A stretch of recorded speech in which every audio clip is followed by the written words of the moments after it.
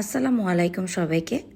আজ নূর নফিলের পেজ থেকে আপনাদের সবাইকে নিয়ে যাচ্ছি একটি ঘরোয়া বিরিয়ানি রেসিপিতে, যেখানে সবারই একটু একটু করে সহযোগিতা ছিল। চলুন দেখে আসা যাক। মাংসগুলোর মধ্যে পরিমাণ মতন লবণ দিয়ে দিচ্ছি। এখন পরিমাণ মতন মরিচ দিয়ে দিচ্ছি। ওয়াও, মরিচগুলো তো খুবই লাল, দেখতে খুবই সুন্দর দেখা যাচ্ছে। এখন তো দেখো না, এখন শুটিং স্পটে আছে। এই যে দেখতেই পাচ্ছেন, লেবু চিপিয়ে দিচ্ছে খুব সুন্দর করে।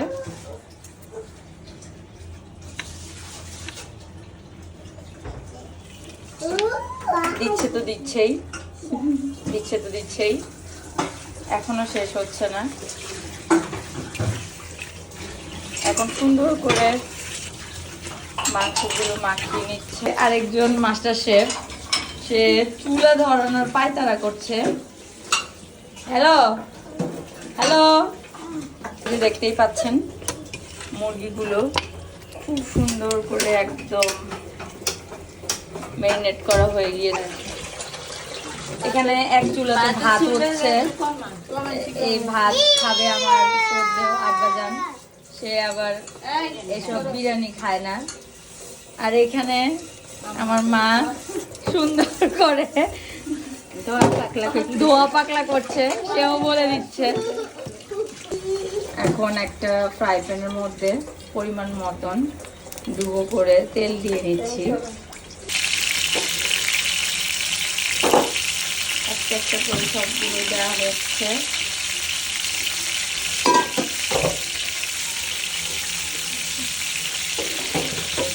খুবই ভয়ে ভয়ে আতঙ্কের মধ্যে দিয়ে দেওয়া হয়েছে যাতে ছিটে না পড়ে।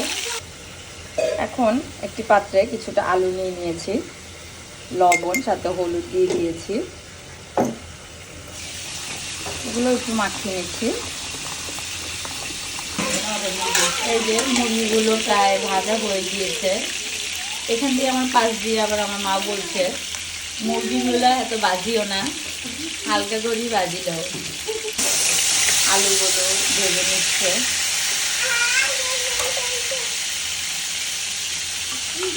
এই যে ভাজা আলুগুলো দেখতে কিন্তু লোভনীয় লাগছে। দেখুন, রান্নার ফাঁকে ফাঁকে আমি একটু ফিরনি খেয়ে নিচ্ছিলাম। এখানে একটু শরবত ছিল, শরবতটা এখন আমি খাবো। এখন একটি কড়াইতে পরিমাণ মতন তেল এবং বেশি করে পেঁয়াজ দিয়ে দিচ্ছি।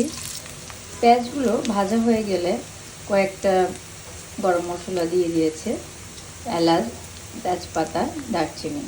পেঁয়াজগুলোকে অনেকটাই ভাজা ভাজা করে নিতে হবে। বাটা রসুন বাটা দিয়ে আর একটু নেড়ে চেড়ে নিব। এখন পরিমাণ মতন কিছুটা জিরার পাতি দিয়ে দিয়েছে। এখন আমরা দিয়ে দিব রাঁধুনি বিরিয়ানি মশলা, যেটা না হলে কিন্তু বিরিয়ানির স্বাদই কিন্তু হয় না। বিরিয়ানির রহস্যটা কিন্তু রাঁধুনি বিরিয়ানি মশলাই। আপনারা কে কীভাবে বিরিয়ানি রান্না করেন অবশ্যই কমেন্ট বক্সে জানাবেন।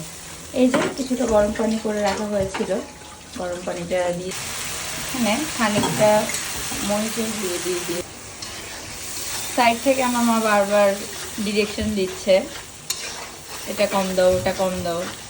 আমার আব্বাজান আবার ঝাল আবার বেশি খেতে পারে না, তো ঝাল নিয়ে অনেক ঘটনা ঘটে যায়। এই জন্য ঝালের ব্যাপারে সবাই একটু সচেতন থাকে। দিয়ে দেওয়া হচ্ছে খানিকটা গোলমরিচের গুঁড়ো, এটাও কিন্তু একটা ঝাল আইটেম।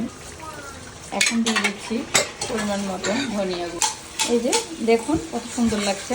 ভেজে নেওয়া মাংসগুলো আমরা সেই মশলার মধ্যে দিয়ে দিচ্ছি। এখন আমরা দিয়ে দিচ্ছি ভেজে রাখা আলুগুলো। টমেটো সস দিয়ে দিতে হবে পরিমাণ মতন করে। খানিকটা কাঁচামরিচ দিয়ে দিয়েছে। তো এতক্ষণ কিন্তু একবারও পানি দেওয়া হয়নি, এখন ফাইনালি পানি দিয়ে নেড়ে চেড়ে নেওয়া হচ্ছে। পানিটা কিন্তু শুরুতে দিলে টেস্টটা কিন্তু অনেকটাই নষ্ট হয়ে যায়, তাই মাংসটা ভালো মতন কষিয়ে আসার পরে তারপরেই পানি দিতে হবে। এখন এই যে টক দই, বেশ পরিমাণ টক দই দিয়ে দিতে হবে। এখানে টেস্টের জন্য দুটো ম্যাগি মশলা আপনারা চাইলে দিয়ে দিতে পারেন। এখন প্যানের মধ্যে পরিমাণ মতন পেঁয়াজ দিয়ে দিচ্ছি। এখন মিনিট পোলাওটা রেডি করার পালা। কয়েকটা তেজপাতা, এলাচ, দারুচিনি দিয়ে দিয়েছি। পেঁয়াজগুলো ভেজে নিচ্ছি। এই যে এখন পোলাও চালগুলো দিয়ে দেওয়া হয়েছে। এখন পোলাও চালগুলো খুব সুন্দর করে ভেজে নিতে হবে, একদম নিচ থেকে উপর পর্যন্ত। ফুটন্ত গরম পানি পোলাওর মধ্যে দিয়ে দিচ্ছি। এখন স্বাদ মতন লবণ দিয়ে দিতে হবে। এখন বলক আসা পর্যন্ত ঢাকনা দিয়ে, এখন ফ্লেভারের জন্য কয়েকটা কাঁচামরিচ দিয়ে দেওয়া হয়েছে। আপনারা চাইলে আপনাদের স্বাদ মতো দিয়ে নিতে পারেন। দেখুন পানিগুলো টেনে নিয়েছে, চালটাও কিন্তু সেদ্ধ হয়ে গিয়েছে। এখন সেই মাংসগুলোকে ঢেলে দিব। মিক্সচার করার পালা। মিক্সচারটা এমনভাবে করতে হবে যাতে কালার টেক্সচারটা খুবই সুন্দর দেখা যায় এবং মশলাগুলো যাতে পোলাওর মধ্যে একদম মিশে যায়। এখন স্বাদের জন্য 1 চামচ আড়ঙের ঘি দিয়ে দেওয়া হচ্ছে। নাড়ার পালা। খুব সুন্দর করে মিক্সচারগুলো নাড়া হচ্ছে। ওয়াও, খুব সুন্দর একটা স্মেল আসছে। আর এবং আপনারা দেখতেই পাচ্ছেন খুবই ঝরঝরা কিন্তু হয়েছে।